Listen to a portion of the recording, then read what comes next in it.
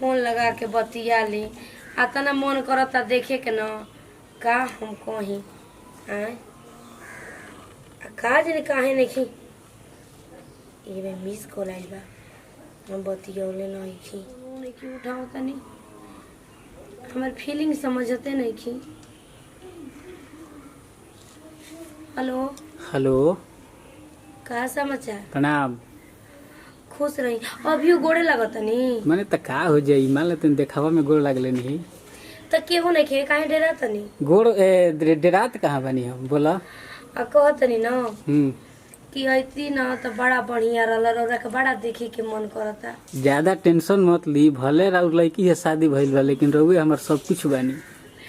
ऊ तो बात बटले बाटे लेकिन कहे के मतलब कि रौरो हमार फीलिंग समझी।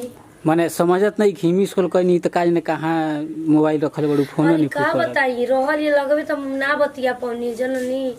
आप का करी जब देखनी कि आपको मिस कॉल आइल बताबी तो हम बेचैन हो गईनी। माने साइडो होके तनी 2 मिनट फोन करके बतिया लेला कि हां मिस कॉल काहे खातिर मार ले जी बोला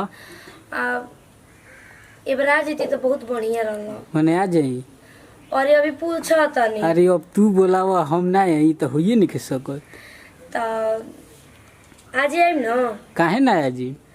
चली ठीक है बाटे आइम न गेट की आजिम तो फोन करम। ठीक है बा फोन रख आधा घंटा में आओ तनी।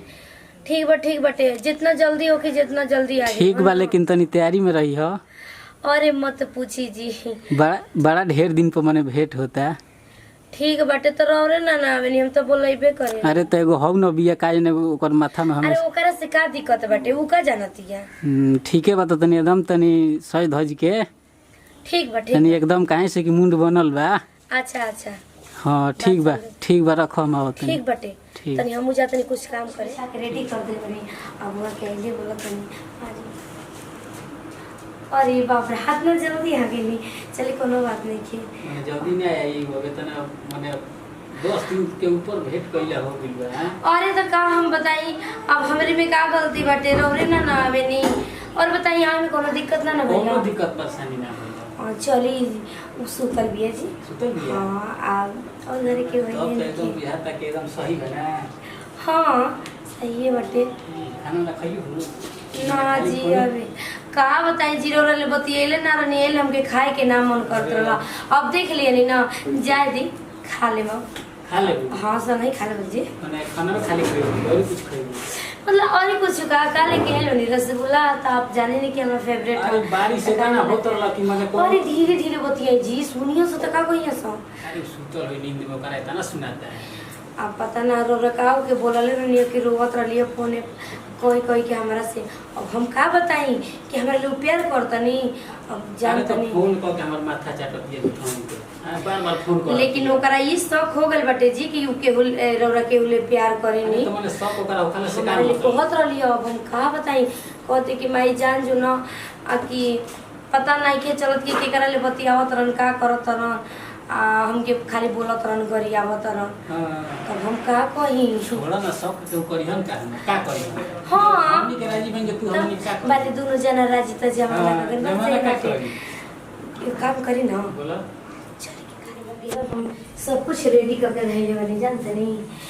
आई सुहाग रात जोड़िया चर करे चरपैया रे बमुचिकाई करिया ए बालमो लइह बंगलिया से तवैया ए भाई गाना उना तनी बढ़िया के एकदम सुनावत एकदम दिल खुश हो जाए हमार दिल खुश हो जाए।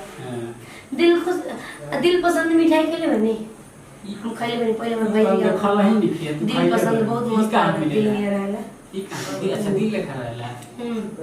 कौन गाना गाए जी एकदम ऐसा सुनिए कि एकदम मन हरियर हो जाए एकदम। अरे छत पर से चढ़ के कोरी सारा तोहरा ना बुझाला ललका टी शर्ट वाला छत पर से चढ़ के कोरी इशारा तोहरा ना बुझाला ललका टी शर्ट वाला तो एक दिन हमारा गोलिया तो हो लाल काटी सटवा वाला। अरे तू रही तो हम रोज जाएंगे एक दिन का कहाना रोजे रोजे। हाँ रोजी रोजी है।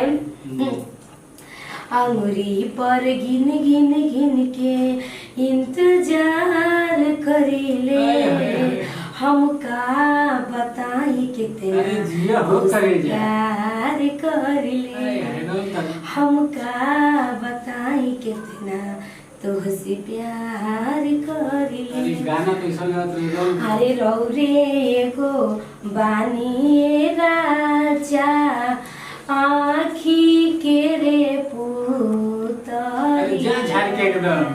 की रौरे गो बानिए राजा आँखी के रे पुतरिया। जय हो रानी जय। एकदम तो गर्दिश कर देली हो। हाँ मर जने कौन है तो एक सुना बात हमारो माने खाली गाने हुई खाली कुछ हुई। अब हम समझौता नहीं ली। समझत नहीं। अब रोज रोज के जगह एहो हमर सोनावा कर जनी फोनावा चुमा के धर जनी लतई हो जाने वो अरे वो बोल ला। आया जो हम ऐसे ही बड़ा एकदम अब रोए दिन में बाप रे बाप रहे दी तबे से पहले भी का जी हम तो पता नहीं कि क्या पाइल बनी कोले फनाव करे रहे देखो बते बना करे कि हम आओ तनी हम आके आराम करत रहनिया। हम कहने ना कि पूजा घर में भेजाई ना तो कोनी तनी जे तनी का रे भाई तो के देख के एकदम से हमके लाज लगा तो के लाज लगा कि ना रे लाज शर्म घोट पी गइल बड़ी कुल। और हमके का बोलत रही रे बे मतलब कि हम का घर में हमेशा को देख ना रे आप का बोलत गई तबे से गोड़ लगा तनी को होई नी जी का गोड़ लगा थोड़ी बच्चिया मत लगा ई जे रह गइल बना आई माई रह गइल भी लाज शर्म कुल घोट का तन चपला दे नहीं हाय चपले अरे हम चपले ना ले अभी तो बताइयो कर नहीं है का तनी जी जी ना के शर्म देखा तर बो शर्म कह दड़ी यही से इमारत करिया उतरा मानना मानना मत फट